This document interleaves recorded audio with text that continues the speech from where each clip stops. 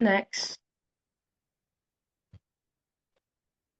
So, managerial decisions are the choices na ginagawa ng managers na nakakaapekto sa success at direction ng company. They can be programmed or routine or non-programmed, which we call unique situations. For example, kapag manager ka, deciding to approve the weekly budget for office supplies is a program decision. Kasi may standard process na. Pero kung magde-decide ka na baguhin ang buong business strategy dahil bumagsak ang sales, that's a non-program decision. Kasi kailangan mo ng analysis at creativity. Next. So for importance, decision making in management is important because you may encounter situations where you have several options that may impact the workplace in different ways. So, um,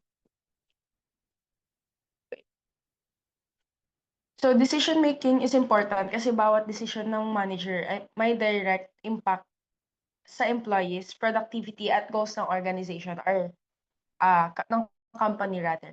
For example, kapag tama ang decisions ng isang manager o ng isang nagli-lead ng company, nagli-lead ito sa organization ng success, gaya ng launching a new product na tumaas ang profit.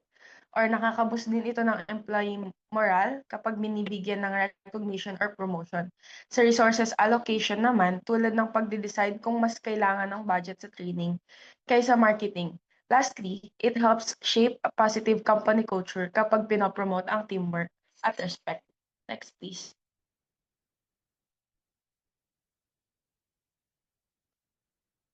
Ayun nga, back, sorry.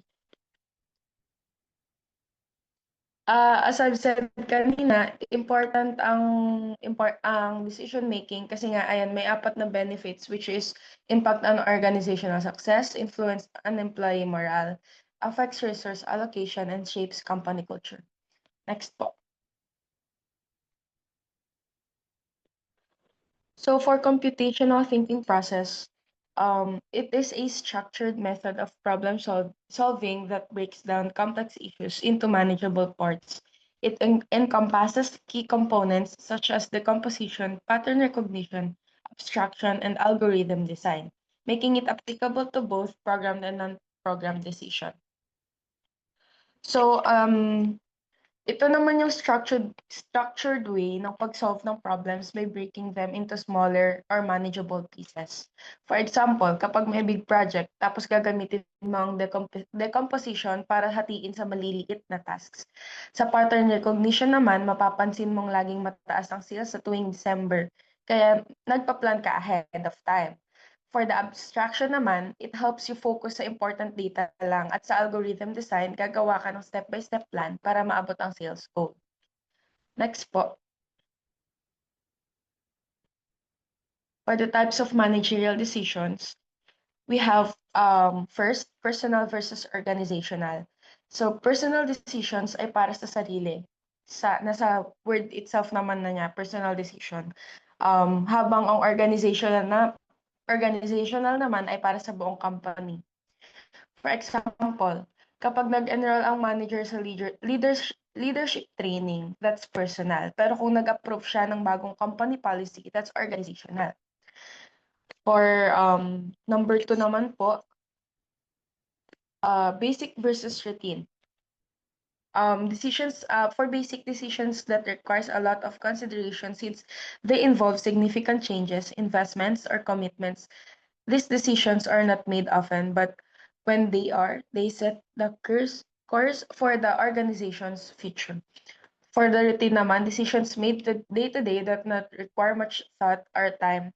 These decisions are repetitive and often follow standards operating procedures. So, yung pinagkaiba naman po ng dalawang to is, ang basic decisions ay malaking decision na may long-term effect, habang ang routine naman ay araw-araw na gawain. Ayun lang po yung pinaka-basic na explanation para doon. And then, for example, ang for basic decision, ang magtayo ng bagong branch sa ibang city kasi malaking commitment yun. For routine decision naman, ang pag-approve ng daily schedules ng staff.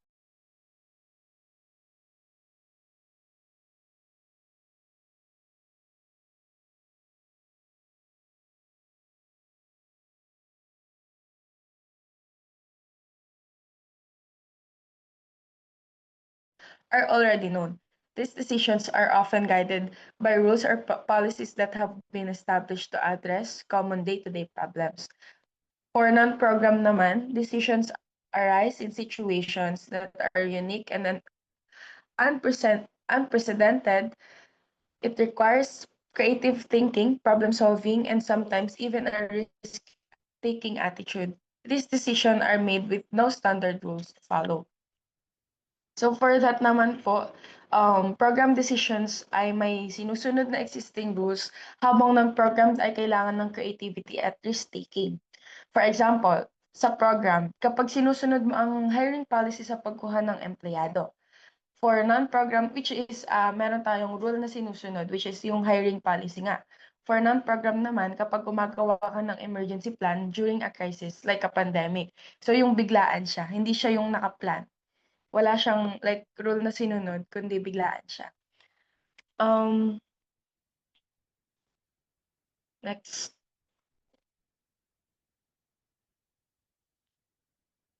I believe ikaw na dyan, La Arnie. Ikaw na ba dyan?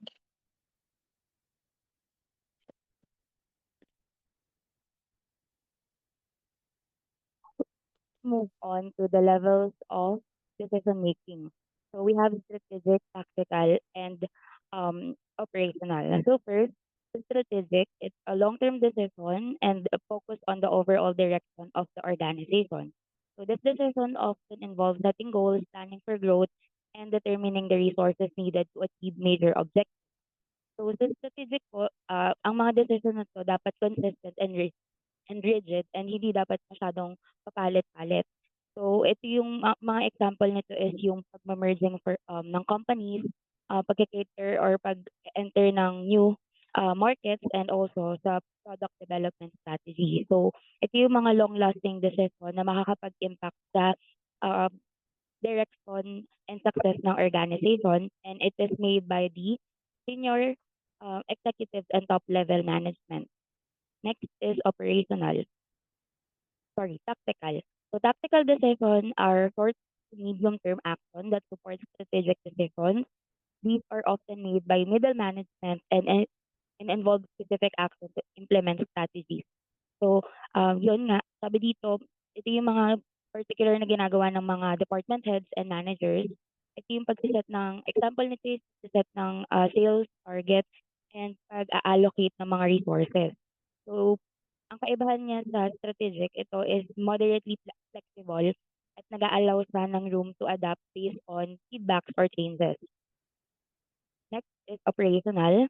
It's a day-to-day decision that ensures the smooth running of the organization. So, ito naman, ginagawa siya or it is made by the lower level managers, supervisors, at ang pagkakaiba niya at sa naunang dalawa is yung mga decision na ginagawa dito, nag involve lang sa day-to-day or routine task.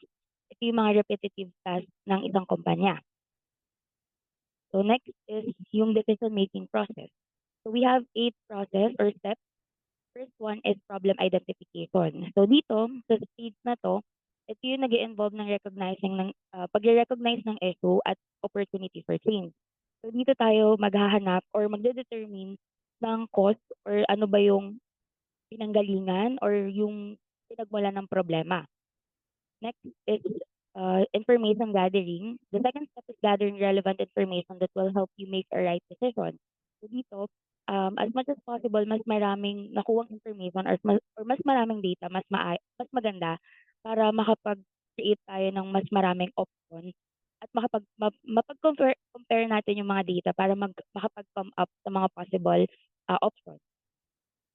Stage C, identifying options. So once the information are available, managers will now brainstorm different alternative solutions to deal with the problem. So ito nga, dito naman, kailangan na nating, kapag nakuha na natin yung mga data sa pag-identify, sa data para makapag-gather, kailangan na nating proceed sa identifying ng option. So dito natin maano yung pros and cons ng mga nakuha nating data.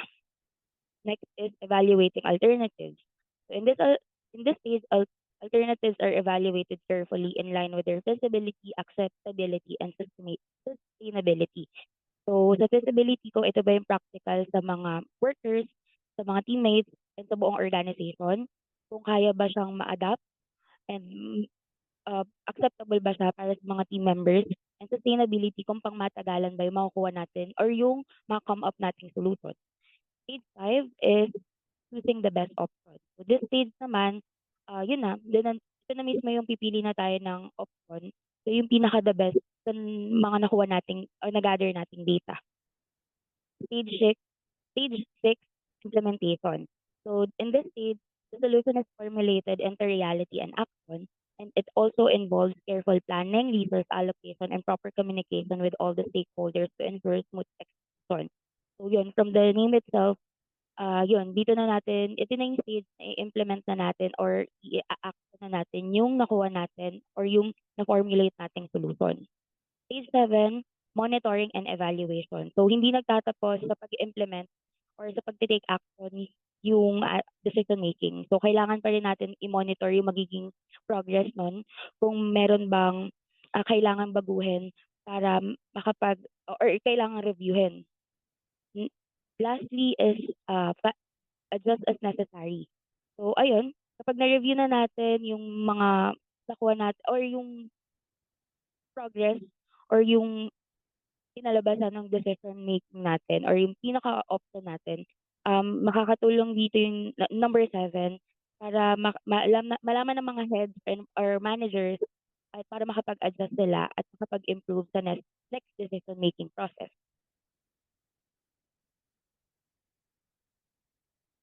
Next.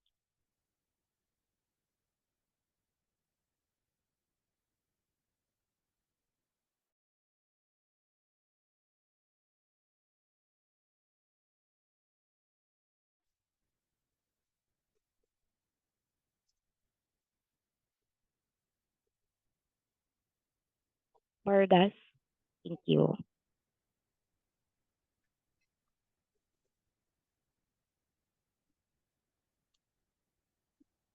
Nakikita po ba ako?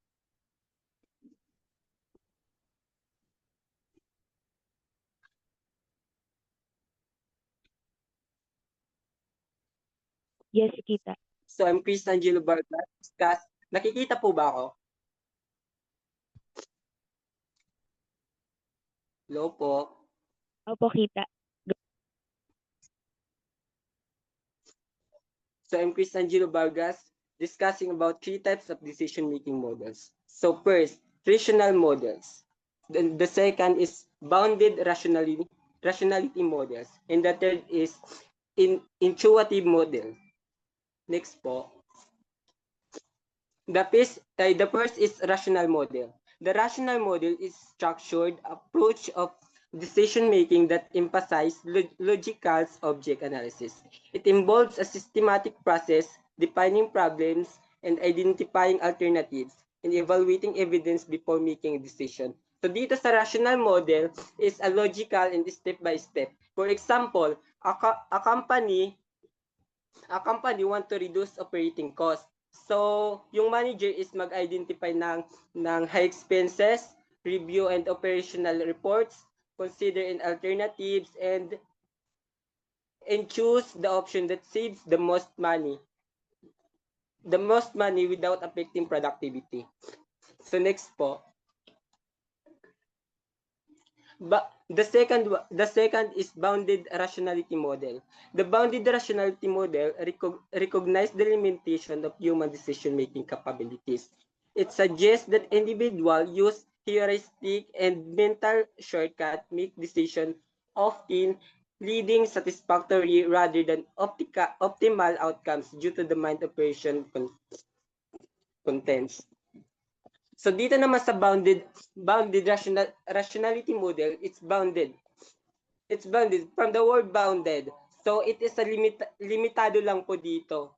But it is a realistic. So for example dito ay yung manager once niya mag-hire ng employee, instead of interviewing many applicants, the manager selects candidates who meets the basic qualification qualification, and seems capable, even if they may not be the best possible applicant.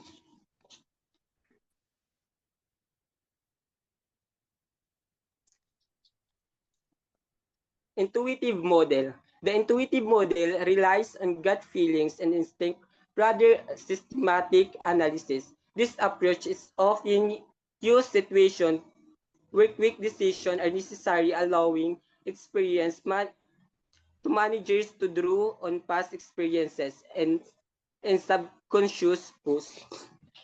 So dito naman sa intuitive model is on the gut feeling, instinct, and past experience rather than detailed analysis. So for example dito, ikaw yung owner ng restaurant. So without formal research, they add the dish to the menu based on experience. So dito naman sa intuitive model is past in experience lang ang nakabase dito. Next po. So, let's move on to the common decision-making biases. 70% of prevalence of confirmation bias decision-making process.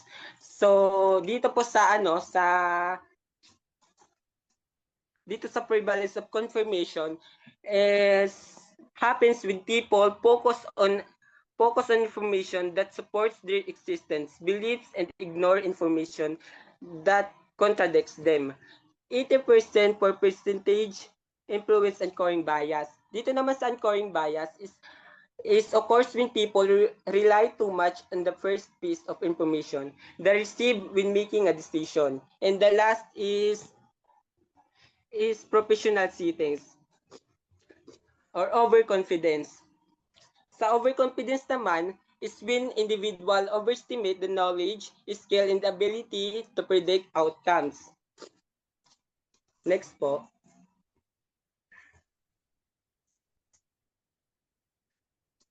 Advantages of decision making. Group decision making together. Individual